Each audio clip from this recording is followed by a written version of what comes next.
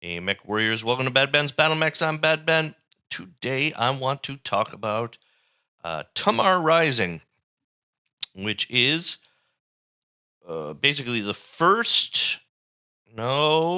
second source book covering the Ill Clan era, preceded by the book Ill Clan. Um, but basically, the first of four books that cover the same period, about January 3151 to mid 3152. Um, so yeah, it goes Tamar Rising, Empire Alone, Dominions Divided, and then Ilkhan's Eyes Only. And those four books all cover the same period, just in different areas of the Inner Sphere. Tamar Rising covers the former Jade Falcon occupation zone after the Jade Falcons up and left, and essentially the events that happen in the power vacuum left by the Jade Falcons, which is pretty interesting. But before I get into all that, we're just going to go over what's in the book. It's pretty standard. It's very similar to what was in Ilkhan's Eyes Only. So you have the front page, obviously, and table of contents. Unfortunately, you can't click on any of the things to take you right where you want to go, like they have in some of their PDFs. However, that's really not a big deal. I don't consider that standard on most. It would be nice if it was standard on most PDFs, but it's not. Anyway, so table of contents, not all that exciting. Um, Starts with a story by the Sword by Lauren L. Coleman. And I gotta say, I was actually a little surprised. It's a really good story. I didn't know Lauren L. Coleman could write quite so well. I'm not sure I've read um, any of his stories before. I know he's written books. I absolutely know that he has written books. If you don't know who Lauren L. Coleman is, he's basically the owner of Catalyst Games. Uh, Anyways, I was very impressed with this story. Very well written. I liked it a lot. Just sets the scene, for what's going on. Uh, Most source books start with a little bit of fiction. Really good story. Big thumbs up. Then, of course, we get into the main part of the whole story, which is most of this book. Uh, Starts with Silence in the Darkness and Vedette Brewer and the Vesper Marches, and explains a lot of very interesting, very important things that happen in uh, the former Jade Falcon occupation zone. An excellent, excellent, excellent read. I loved this. In contrast to Ilkhan's Eyes Only, which I read not too long ago. Whoo boy, this one was it was very interesting. You got to see the start of all kinds of new factions. We have obviously the Tamar Pact, which it's called Tamar Rising, so it's about Tamar, the Tamar Pact rising. But it's not only about that. It's about the Vesper Marches. It's about the Ark Royal Liberty Coalition, I believe their name is. It's about um, the Alina Mercantile League and G Chitsu and his kind of new reformed Jade Falcons. These are five basically brand new factions within BattleTech that are all covered and all have their start really in this book. Um, that it was so much fun to read. I honestly couldn't put it down. In comparison to Ilkhan's Eyes Only, I'm sorry if I compare it to Ilkhan's Eyes Only. It's the last source book that I read and the one that is most similar to this one. Um, well, Ilkhan's Eyes Only was boring. If I'm honest, in comparison to the events that took place in this. This feels important. This feels new. Uh, it, a lot of characters doing in I don't want to say necessarily intelligent. Well, yes, everybody seems to be doing things for good reasons, right?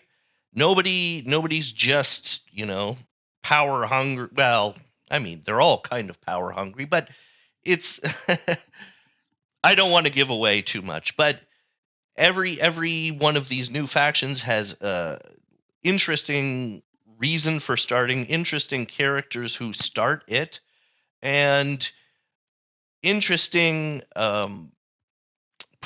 dilemmas that they have to deal with, all somewhat different. And they're all also kind of dealing with each other. Another faction that is dealt with quite extensively in this that I didn't mention already is the Hell's Horses.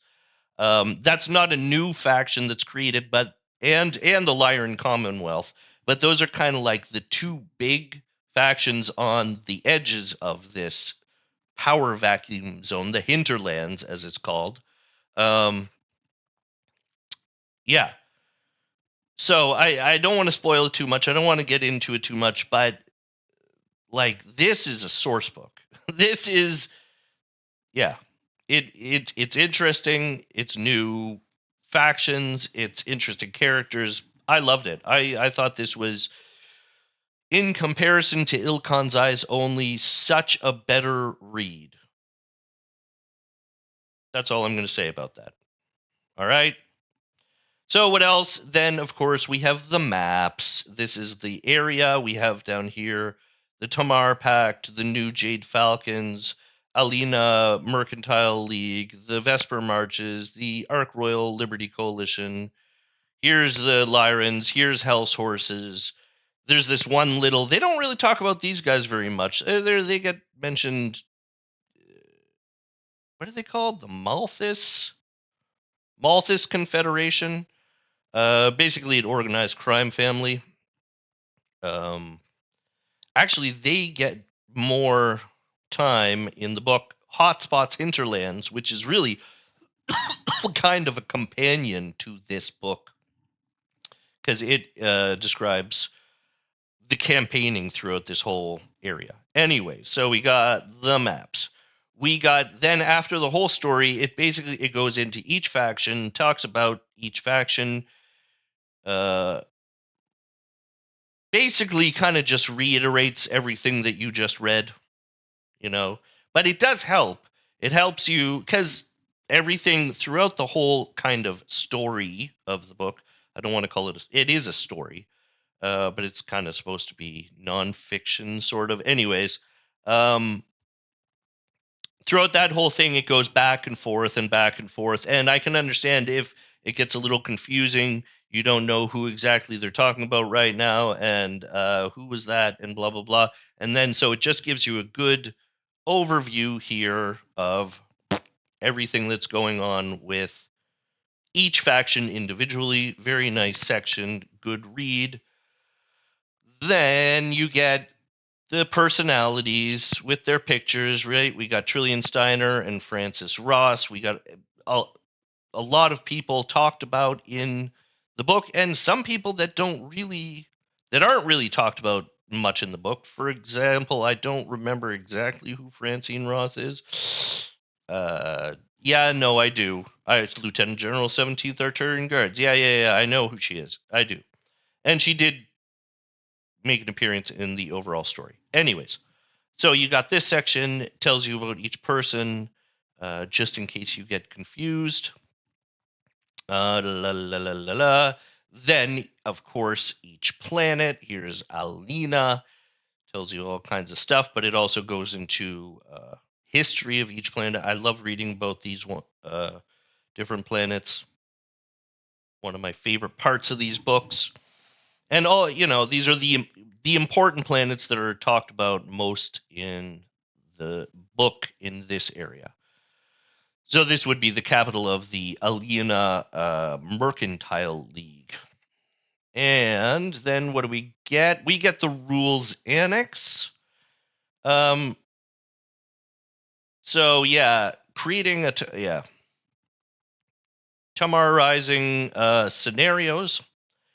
This book isn't a campaign book. It doesn't have rules for campaigning through the hinterlands. That really is what's contained in Hotspot's Hinterlands, which is an excellent book, and like I said, kind of a companion to this one. Um, uh, what this rules annex basically just gives you is a list of all the different factions that are kind of at play in this area.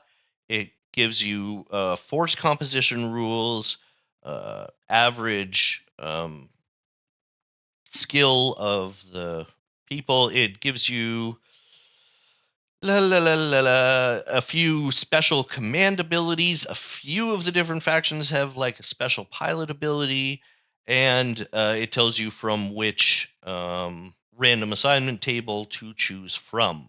So that's really all you get. You get the factions, the forks composition of them, some command abilities, and you can make your faction there and then campaign using other campaign rules from BattleTech. It's quite involved. If you were to play with all of these rules, it would be quite an involved game. Um, anyway, then last but not least, you got the random assignment tables. So you got the Lion Commonwealth, and you got battle mechs, and you have vehicles for all of the different factions here in the game. So that's what you get in Tamar Rising. Pretty standard, actually, for the source books that have been coming out more recently. But I'll keep this short. I'm not going to say a whole lot more. I'm only going to say this is my favorite source book I've ever read. Um, just for the fact that you get to see all the new factions like right from the beginning, starting their whole life essentially. You're going to be able to follow these factions in the future and see what happens to them, and that's what I thought was really exciting. Compared to Ilkhan's Eyes Only, it kind of felt like Ilkhan's Eyes Only. Not much actually happened.